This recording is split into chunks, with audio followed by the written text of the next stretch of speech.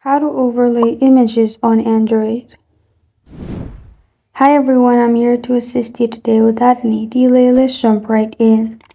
First, open Play Store on your device, then search Canva. Install this app. After you have installed this app, simply open this app and you'll find this kind of screen pop up.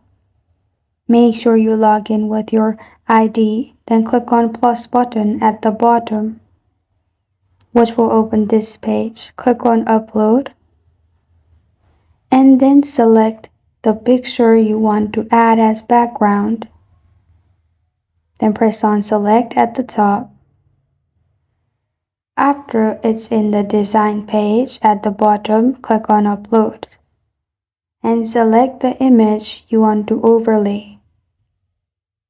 And you can resize it or drag it wherever you want, and you're good to go. If you want to save, press on the arrow which is facing downwards and save it to your device.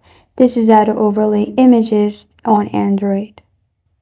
Thank you for joining me today. If this video helps you out, please leave a like and subscribe for more. Got a question or want to suggest a topic? Comment below. Thank you for watching.